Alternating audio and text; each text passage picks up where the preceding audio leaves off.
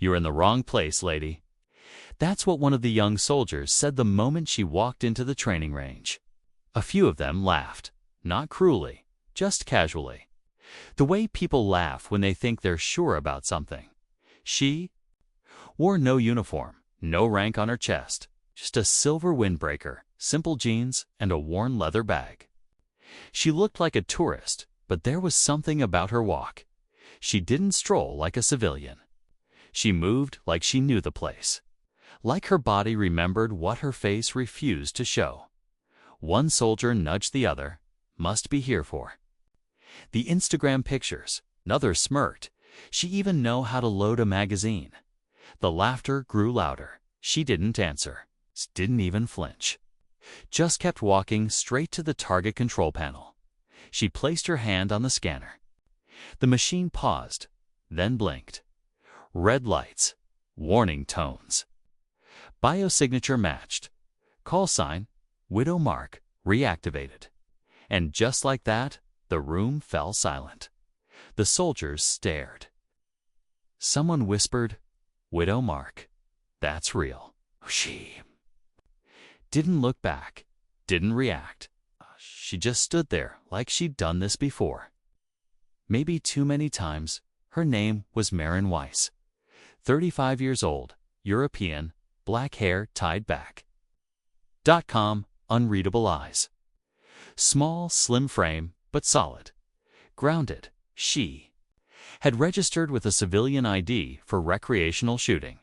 Nothing special, nothing suspicious. Until now, at the front desk, Corporal Jenkins had asked her earlier, "Ever shot before?" She had just smiled. "Not as much as you might think." Behind her, Private Rodriguez, barely 21, had chuckled. "If she hits a single target, I'll volunteer for kitchen duty forever." Even the range supervisor, Carson, a man with 30 years in, had tried to steer her away. "Long-range shooting. That's advanced stuff. You sure you don't want to?" "Start with something lighter." "I'll be fine," she said calmly. He raised an eyebrow. "Your money. Just don't blame me when you miss the barn entirely." The soldiers kept laughing. They pointed at her small hands, her quiet nature. "She probably just wants a selfie with a sniper rifle," one said. "Bet she can't even." "Hold it straight," another added. Still, she waited, quiet. Just stood there, holding her old leather gloves like they meant something. Then, it was her turn. She didn't grab a gun. Didn't ask questions. She walked straight to the control panel. ... and laid her hand on the biometric scanner. The machine paused like it was trying to remember a ghost, and then, alert. Widow Mark status reactivated, military access level. Override classified protocol. Engageta technician stepped back in shock. "Wait, Widow Mark? That's real. I thought it was a legend." ED Pops unit. Ghost level clearance. Just then, the back office door slammed open. Lieutenant Colonel Hayes rushed out, holding papers, confused. When he saw her, he froze. You're the one from Red Zone Sector 4. The silence got heavier.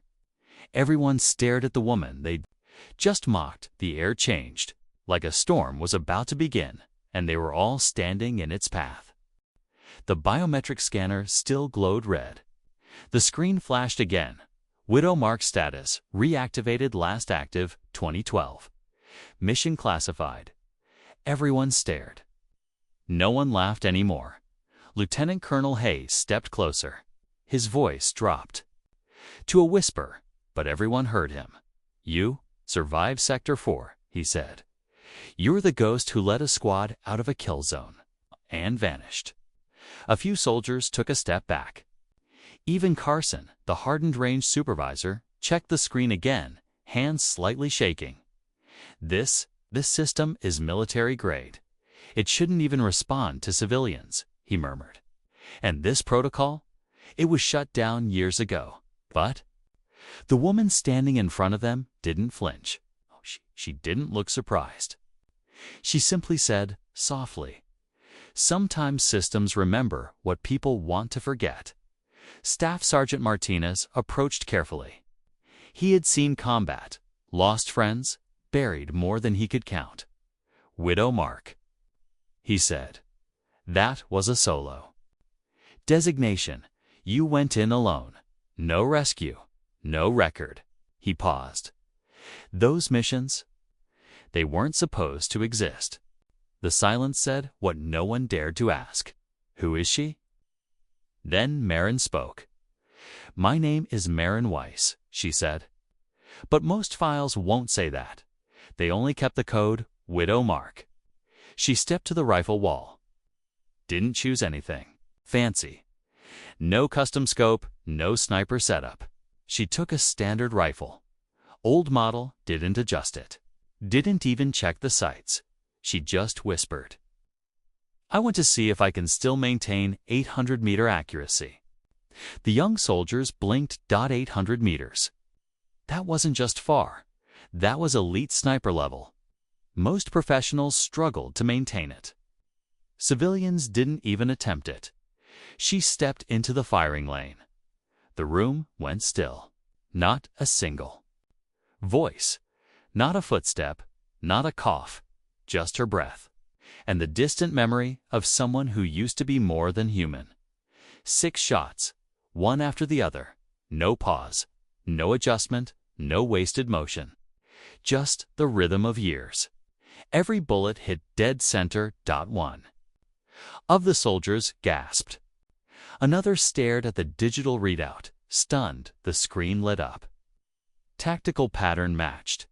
Widow Mark confirmed ghost firing pattern detected. The head shooting instructor, who once trained Olympic-level shooters, stepped forward. Slowly. "I studied a classified file once," he said. "It described a firing style called Technique 7, ghost pattern. They said no one could replicate it, that it belonged to a myth." He looked at her, voice shaking.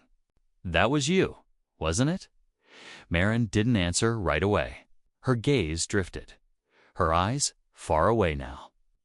"I don't keep medals," she said softly. "I only kept the habit of not letting my teammates die in front of me." Behind her, soldiers who mocked her minutes ago now stood frozen. Something had shifted. They weren't looking at a woman anymore. They were looking at a weapon, one that had once kept others alive by disappearing into places no one came back from. A heavy silence filled the range. Soldiers no longer trained. They just watched. This wasn't just a legend. This was a woman who had once walked into the fire and brought others back. Private Rodriguez, pale now, stepped forward hesitantly. His voice cracked. "Ma'am, what happened to your unit?" "What happened to Wolf Echo?" Marin's eyes darkened. Her voice stayed even, but her heart was clearly somewhere else. "We were tasked with an extraction," she said. "A diplomat's daughter trapped in a war zone. Intel said it was quiet, low risk. They were wrong." She took a slow breath. Not because she had to, but because the memory still burned. It was a trap. They knew we were coming. They had intel on us. I gave the order. "Fall back. Get to the secondary rendezvous." I told them I'd distract the enemy. "Meet them in 6 hours."